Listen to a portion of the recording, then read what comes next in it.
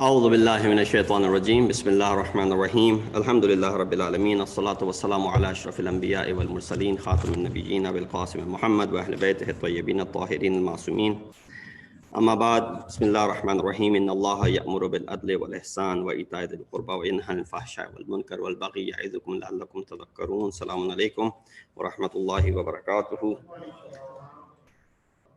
Welcome to our virtual khutbah of this Jum'ah.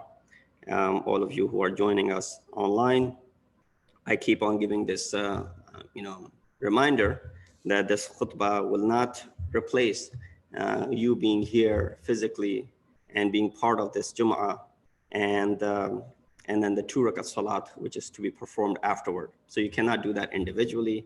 Of course, that has to be done in Jama'at and led by the Imam, who's the one giving the khutbah. So this is just a lecture on Friday for you all who are listening to us online. The ayat that I recited is a famous ayat which is quietly used in a reference to the concept of adl and justice.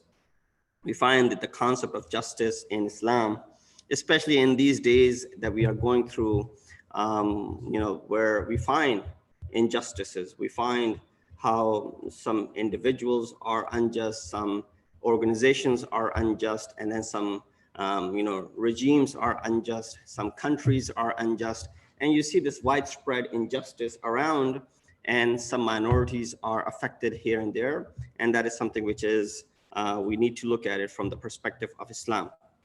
Imagine waking up, waking up in the morning, and you hear the sound of gunshots, right?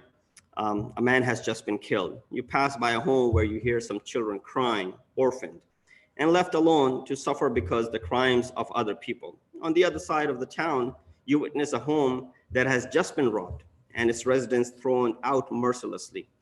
As a human being, what is your reaction to all of this? What are you trained and brought up to look at these things and react? You walk past a quiet street and see a car that has been vandalized, its windows broken and shattered glasses. Now just for a moment, stop imagining, right? These are all things, although I made you imagine, but this is something which you have seen in reality, at least on the TV, in the news. These things are very quite often. So stop imagining, switch on the TV and go watch the news. Chances are that you will see all that which we just mentioned on the TV right at that moment. So this is something which is widespread, something which is ongoing. Injustice is actually very widespread on this earth. There can be no peace without the firm establishment of justice. Now, how do you define this justice is very important, because some people have their idea of justice, that they're doing it, and how they're dealing with people in their surroundings. So the more you see injustice, the more you realize the importance of establishing justice in the land. When mankind lacks guidance on how to live their lives, the entire structure of society is damaged. Allah subhanahu wa ta'ala has sent down this Quran along with the messengers that came to guide and provide this guidance to mankind with all the rules and regulations. We need to stay on the right track. Islam is very complete, a way of life. Every rule that is good for humanity has been mentioned in and ordained in the Sharia of Allah subhanahu wa ta'ala. Now, some people might raise eyebrows to this claim, and they might question. I'm not talking about non-Muslims. Some Muslims even might raise eyebrows saying, are you sure what you just said, that every law that has been ordained is based on the betterment of the humanity? Then what are you going to do with some of the harsh laws of punishment that exist in Islam? You know what? There's an answer to all of that as well. And it comes with experience. It comes with experiment. And if I can just stand here and say, well, the ayat of Quran says, fil qisasi hayatun ya ulil albab. In retribution, there's hayat for you. There's life for you when you see retribution. And so how is their life? Because you're taking someone's life when you retribute. So how is that Quran is saying, wa fil qisasi hayatun ya ulil albab, for those who are the possessors of intellect? In retribution, there's what? There's life in it. So how is that possible? That does not make any sense. That actually opposite of what we have come to know as human beings. That's where the standards have changed. Now, if you put this through experience, if you put this through experiment, then you will understand how this ayat and other ayat of such make complete sense. How there are some of the harshest rulings when it comes to some of the harshest of the crimes. What happened is that we became desensitized with some of the crimes. Those crimes are no longer harsh anymore to us. No, those crimes no longer feel like anything bad to us because we become so desensitized. Killing someone has become we've become so desensitized with killing that it happens so widespread that if you were to say, well, go ahead and take the life of the person who was killed, you will be offended. Say, no, don't do that. Put them to a fair trial, or don't take another person's life because, or if someone commits other acts of indecencies, how Islam has mentioned that, this should be done or that should be done, right away people will be questioning the justice system of Islam. Why? Because of the sensitivity that is no longer there when it comes to perceiving these crimes as crimes and the enormity of these crimes as being crimes. When you don't look at a crime as a crime, then right away the punishment that Islam has ordained based on the wisdom of Allah subhanahu wa ta'ala, right away people will start questioning. So Allah says in the Quran, Inna Allah ya'muru bil adli wal ihsan. Allah commands justice and doing good and liberality to your kins and your kith, and forbids all shameful deeds, anything that is indecent, and injustice and rebellion. He instructs you that you may receive admonition. So if in this study, we will inshallah explore the different ayat of Quran relating to the topic of justice and how we can apply them in our daily lives. So first question, again, I won't be too long. I know people listening online, you're probably taking a break from your work, working from home, you're probably taking a break, or it's your lunch hour. So, this is where usually you used to come to masjid and you used to take part in this Jum'ah. So that's what we're trying to replace basically at this moment. So I won't take too much of your time. Maybe within the next 10 minutes, I will recap everything. So what is justice? This is something which is intuitive. Everybody knows. But yes, how do you translate this depends, where you live. So people, back home, for example, in India and Pakistan, their concept of justice may be different than people living here in the United States. Or people who've migrated from India, Pakistan, and come and start living over here, their concept of justice may have changed because of the environment that they live in. And the sensitivity that existed when it came to some of the rules and the laws that were forbidden over there and how they're okay for you to do. For example, drinking alcohol is something which is forbidden in Islam. And therefore, in the Muslim countries, sale of alcohol, consumption of alcohol, carrying alcohol, all are punishable by law.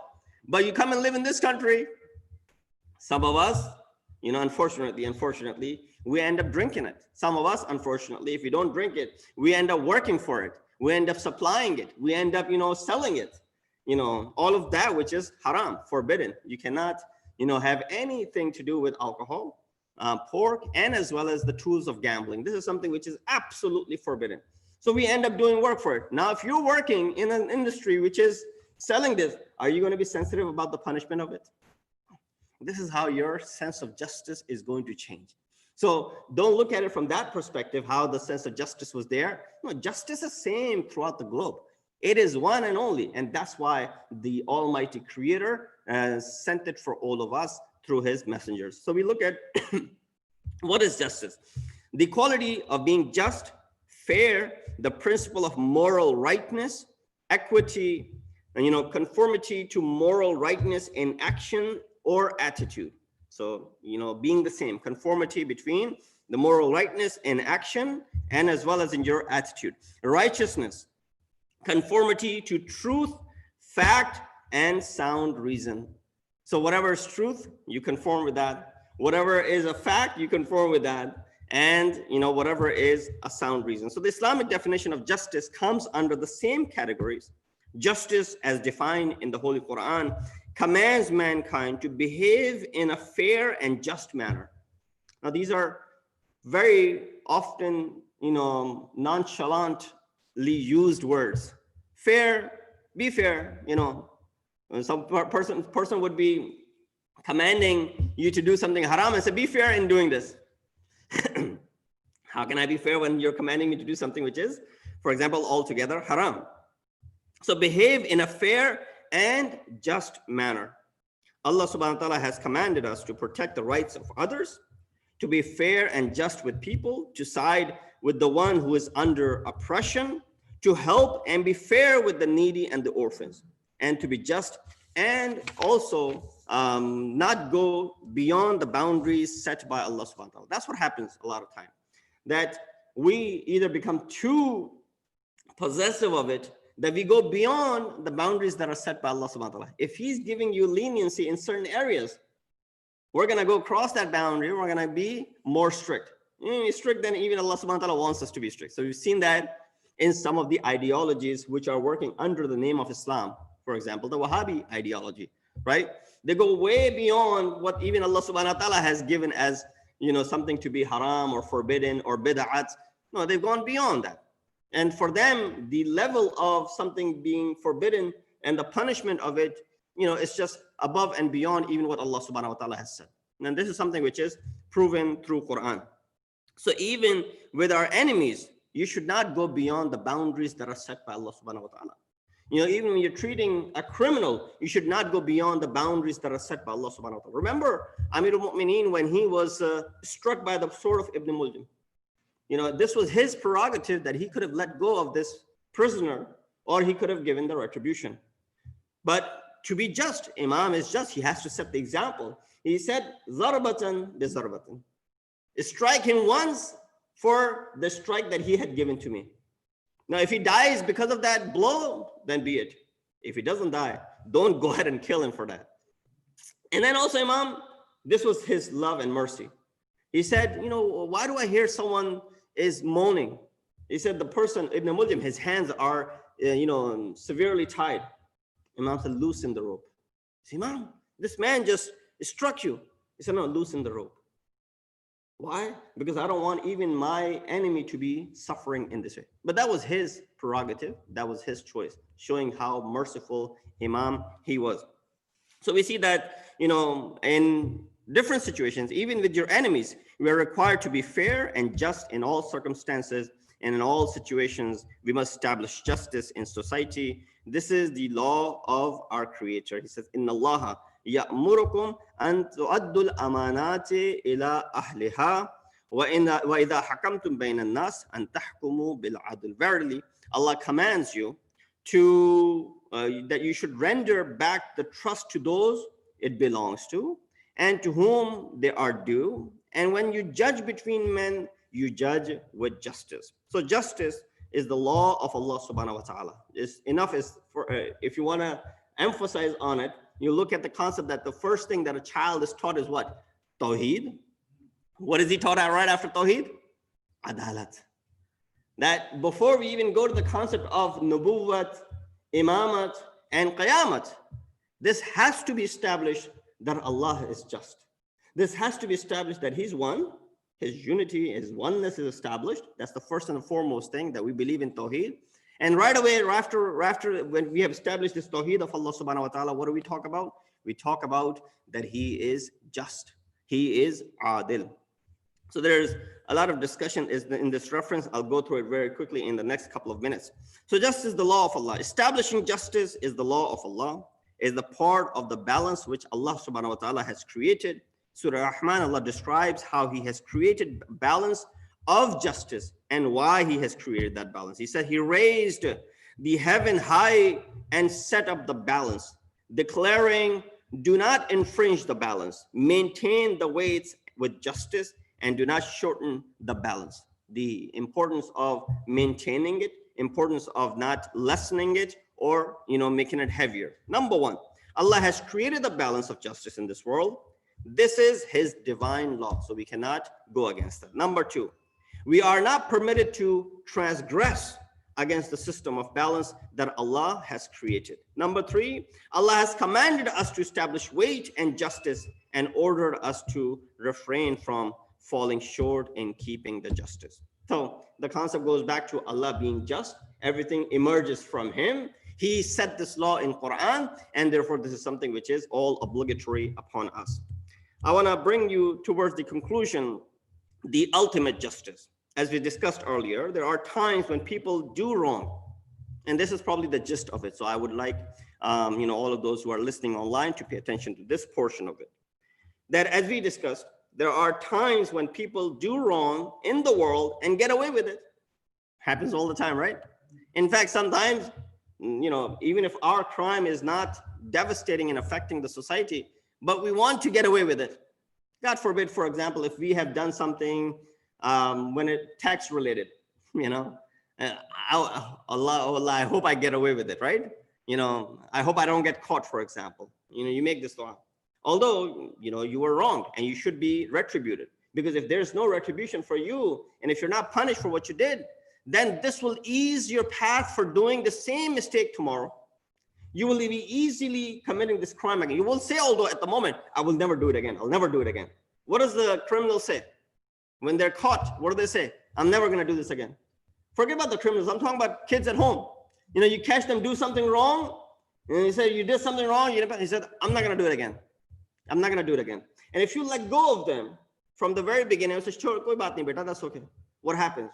Then they come out and they'll do it again.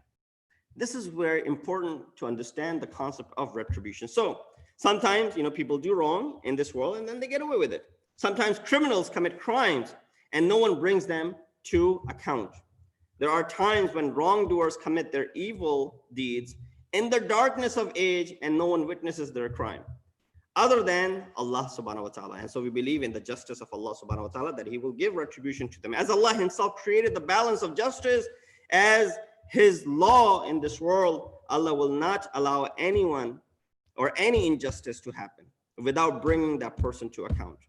Those matters which are not resolved in this world definitely will be resolved in the hereafter, right? We look at the concept of you saw someone next door in your house, your neighbor, their house was robbed.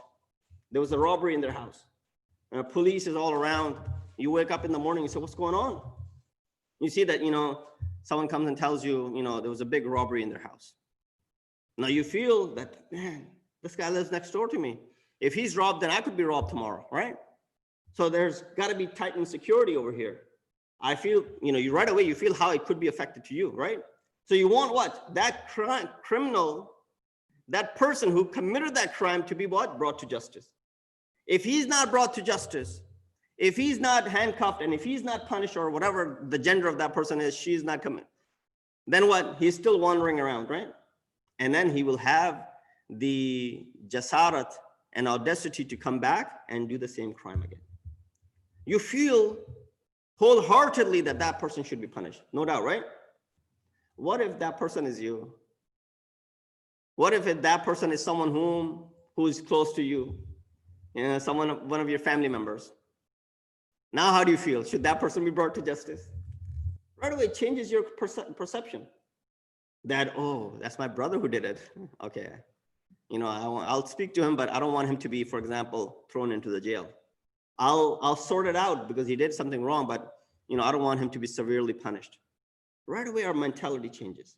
That's where the problem lies. Allah subhanahu wa ta'ala says that it does not matter who commits the crime, because Allah subhanahu wa ta'ala has set this rule and law, and therefore there's an ayat of Quran that says, Ya ayyuhal ladhina amanu kunu qawwamina bil qisti shuhada'a lillahi walau ala anfusikum awil walidaini wal aqrabina in yakun ghaniyan aw faqiran. It says, oh, you who have believed, stand out firmly for justice as witnesses to Allah, even though it be against yourself or your parents or your kins, be he rich or poor. Be he rich or poor. That's reflecting towards our societies, right? If someone is influential, if someone has some power, they'll get away with this crime. That is where the problem lies. As long as that problem is not solved and fixed, there could not really be any justice on the land. We ask Allah subhanahu wa ta'ala that he gives us the tawfiq and ability that we follow his commands when it comes to establishing the justice on the land, and at the part that we can play and the role that we can play at a smaller level, that we should also practice justice at every step of the way. Inna asal hadith wa ablagh al-mawita kitabullah a'udhu billahi minash shaitanir rajim. Bismillahir rahmanir rahim wal asr.